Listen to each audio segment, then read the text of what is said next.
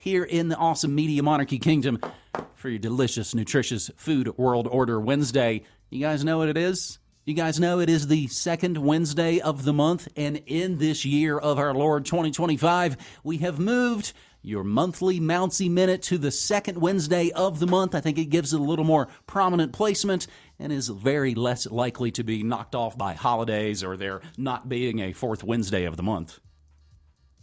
So a huge thanks. You know Gavin Mounsey. Recipesforreciprocity.com. And I do have the tags for all your Mounsey Minute posts on Media Monarchy. You remember last month's installment, right? Unbreak my heart. Just in case you had gotten that out of your head. Unbreak your heart with cardio protective foods. But it's the new month. Mounsey Minute, episode 15. Decolonizing St. Patrick's Day with Gaelic food forests. Exploring pre-colonial Gaelic quote-unquote Irish culture and illuminating the disturbing truth about St. Patrick. Take it away, Captain O'Bringdown. This is Gavin Mounsey for Media Monarchy. I'm author of Recipes for Reciprocity, the regenerative way from seed to table, and this is the Mounsey Minute. St. Patrick's Day is just around the corner. You know that time when we drink green beer, put on green hats, and have a rough hangover the next day? Well, this year I wanted to take a little bit of a different turn and look at the true history of St. Patrick and decolonizing St. Patrick's Day.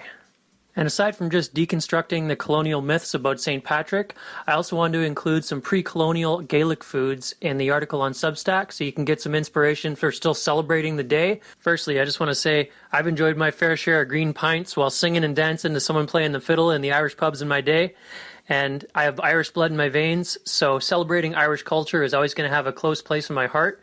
I just might change the way that I celebrate it a little bit in the future. So why do a piece on decolonizing St. Patrick's Day then, you ask? Well, here it is. We've all been colonized, my friends. I'm talking about multi-generational scale colonization, sacred poems and teachings of our forefathers erased, redacted, burned, and buried by imperialistic, anthropocentric thugs. Our indigenous ancestors were dehumanized, their sacred lands colonized, their traditions made illegal, and their venerated medicine men and women demeaned as savages, pagans, and witches. Our ancestors were ethnically cleansed, assimilated, demonized, dehumanized, and our great-great-great-grandparents that survived through that, adapting to a new imposed culture as children, were told a story that paints ancestral earth-honoring lineages as dirty, uncivilized, heathens, and barbarians. This psychological warfare story was written into the textbooks that were hammered into young minds in schools all over the world. But I thought St. Patrick's Day was about celebrating Celtic culture, you say. Here it is in a nutshell. St. Patrick's Day is as much about celebrating Celtic culture as Columbus Day is about celebrating Cherokee culture. I think there's a lot of cognitive dissonance with this day, where people have internalized the propaganda of their ancestors' conquerors, while also simultaneously claiming they respect and revere their ancestors' culture. The truth is that, like I had said, ancient Gaelic culture was far from perfect. But in terms of social technologies, ecological ethos, botanical knowledge, poetry, linguistics, and women's rights, the Druids and their Brehon successors were leaps and bounds beyond many cultures of Europe at the time. St. Patrick was not Irish. He was a Romano-Briton, meaning he came from the elite Roman family that was living in colonial Britain at the time. The Roman imperialistic colonization of Ireland also began a pattern of the most serious form of deforestation that the land had ever seen. Ireland was a land of trees in the time of St. Patrick arriving. Most people think of Ireland and they think of endless rolling sheep pastures, but this only serves to show how powerful generational amnesia and the shifting baseline syndrome can be in shaping prevailing perspectives. We are told that Patrick chased the snakes out of Ireland, but considering that he was, in essence, the vanguard tip of a spear of an imperialistic invasion of scam artists, ethnic cleansing programs, and attempting to supplant native animist worldviews with anthropocentric, hubristic, Emperor Constantine distorted versions of Roman Christianity, I think it would be more accurate to say that he in fact facilitated bringing snakes to Ireland. In truth, he was nothing more than a snake oil salesman. The product he was selling was obedience to tyrants in a crumbling empire, the Roman Empire, with the promise of salvation.